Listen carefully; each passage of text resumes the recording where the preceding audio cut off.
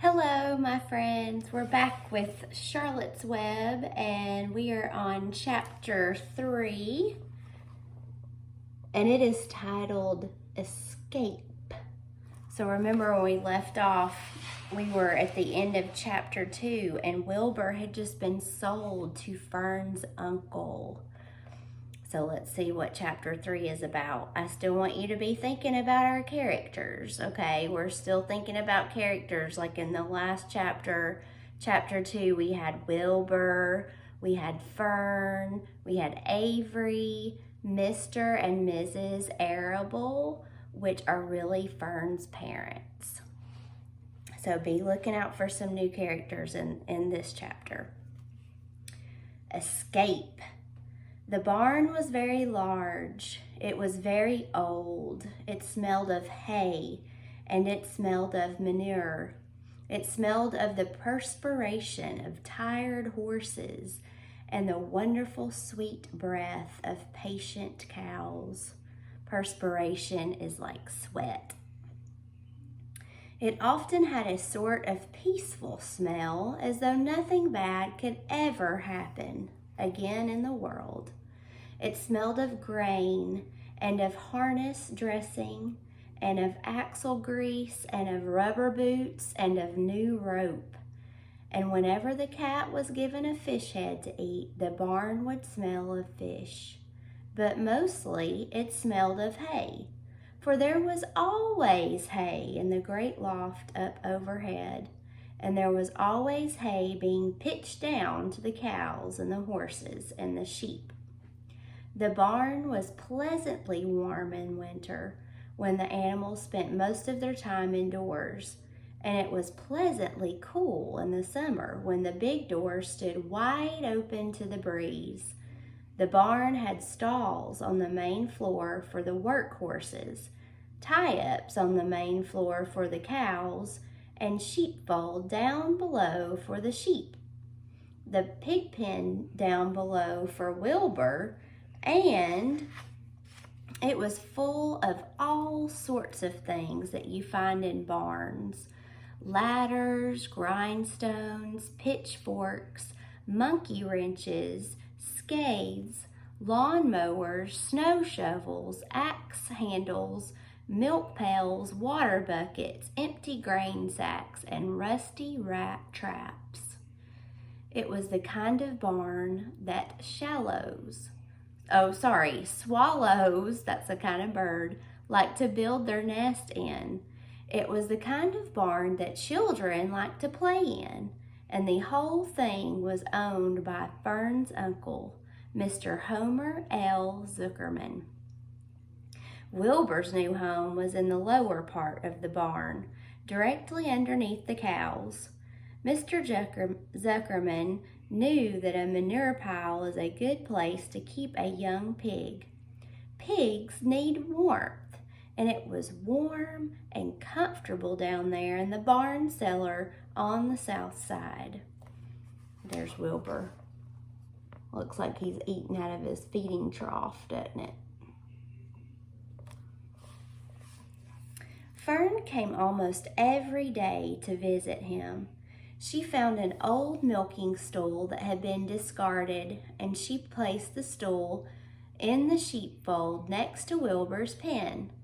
Here she sat quietly during the long afternoons, thinking and listening and watching Wilbur.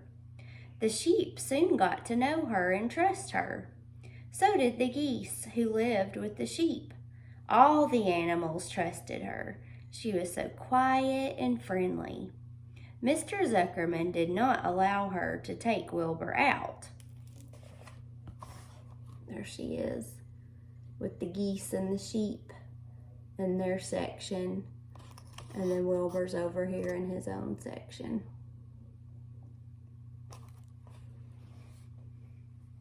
Mr. Zuckerman did not allow her to take Wilbur out, and he did not allow her to get in the pig pen. But he told Fern that she could sit on the stool and watch Wilbur as long as she wanted to. It made her happy just to be near the pig, and it made Wilbur happy to know that she was sitting there right outside his pen, but he never had any fun, no walks, no rides, and no swims. One afternoon in June, when Wilbur was almost 2 months old, he wandered out into his small yard outside the barn. Fern had not arrived for her usual visit. Wilbur stood in the sun, feeling lonely and bored. "There's never anything to do around here," he thought. He walked slowly to his food trough and sniffed to see if anything had been overlooked at lunch. He found a small strip of potato skin and ate it. His back itched, so he leaned against the fence and rubbed against the boards. When he tired of this, he walked indoors, climbed to the top of the manure pile, and sat down. He didn't feel like going to sleep. He didn't feel like digging. He was tired of standing still, tired of laying down. "I'm less than 2 months old and I am tired of living," he said. He walked out to the yard again. "When I'm out here," he said, "there's no place to go but in. When I'm indoors, there's no place to go but out in the yard." "That's where you're wrong, my friend," said a voice. Wilbur looked through the fence and saw the goose standing there. "You don't have to stay in that dirty little yard," said the goose, who talked rather fast. "One of the boards is loose. Push on it, push on it, and come on out."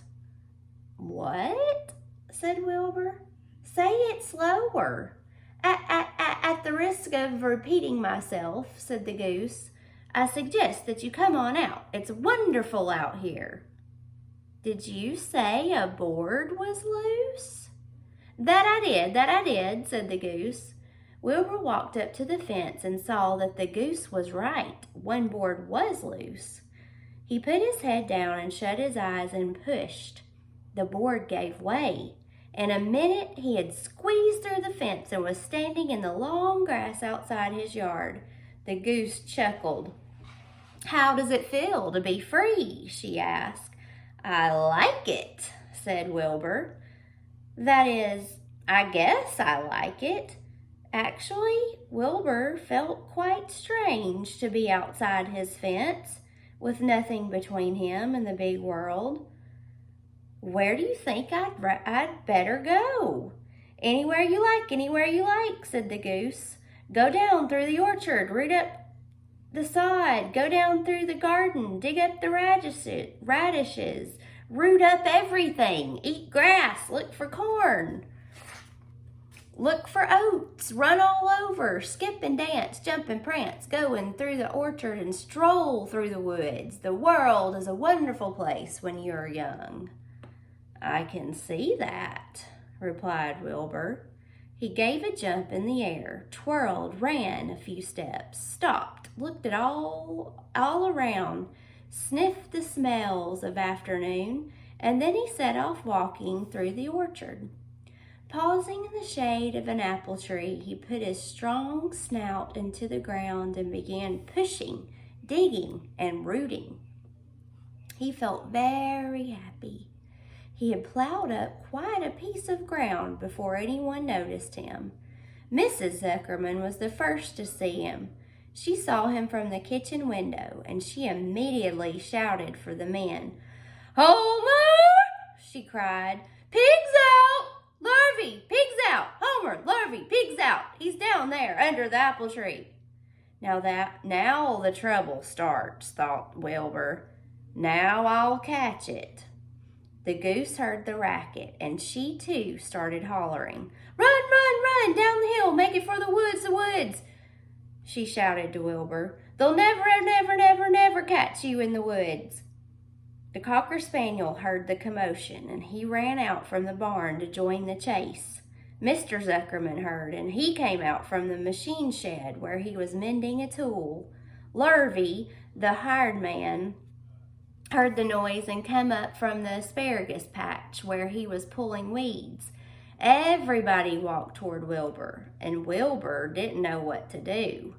The woods seemed a long way off, and anyway, he had never been down there in those woods and wasn't sure he would like it. "Get around behind him, Lurvy," said Mr. Zuckerman, "and drive him towards the barn. And take it easy. Don't rush him. I'll go and get a bucket of slops." The news of Wilbur's escape spread rapidly among the animals on the place. Whenever any creature broke loose on Zuckerman's farm, the event was of great interest to the others. The goose shouted to the nearest cow that Wilbur was free, and soon all the cows knew. And one of the cows told one of the sheep, and soon all the sheep knew. The lambs learned about it from their mothers. The horses in their stalls in the barn pricked up their ears when they heard the goose hollering. And soon the horses had caught on to what was happening. "Wilbur's out," they said. Every animal stirred and lifted its head and became excited to know that one of its friends had gotten free and was no longer pinned up or tied fast. Wilbur didn't know what to do or which way to run. It seemed as though everyone was after him. "If this is what it's like to be free," he thought, "I believe I'd rather be pinned up in my own yard." The Cocker Spaniel was sneaking up on him from one side. Lurvy, the hired man, was sneaking up on him from the other side. Mrs. Zuckerman stood ready to head him off if he started for the garden. And now Mr. Zuckerman was coming down toward him carrying a pail. "This is really awful," thought Wilbur. "Why doesn't Fern come?" He began to cry. The goose took command and began to give orders. "Don't just stand there, Wilbur. Dodge about," cried the goose. "Skip around, run toward me, slip in and out, in and out, in and out. Make for the woods, twist and turn." The Cocker Spaniel sprang for Wilbur's hind leg. Wilbur jumped and ran. Lurvy reached out and grabbed. Mrs. Zuckerman screamed at Lurvy. The goose cheered for Wilbur. Wilbur dodged between Lurvy's legs. This looks like Mr. Zuckerman, Mrs. Zuckerman. I think this is going to be Lurvy over here. Quite a commotion going on, huh? The goose cheered for Wilbur. Wilbur dodged between Lurvy's legs. Lurvy missed Wilbur and grabbed the spaniel instead. Nicely done, cried the goose. Try it again. Run downhill, suggested the cows. Run towards me, yelled the gander. Run uphill, cried the sheep. Turn and twist, honked the goose. Jump and dance, said the rooster. They're all telling him what to do. Poor Wilbur. Lots of characters going on right here. Can you remember them all?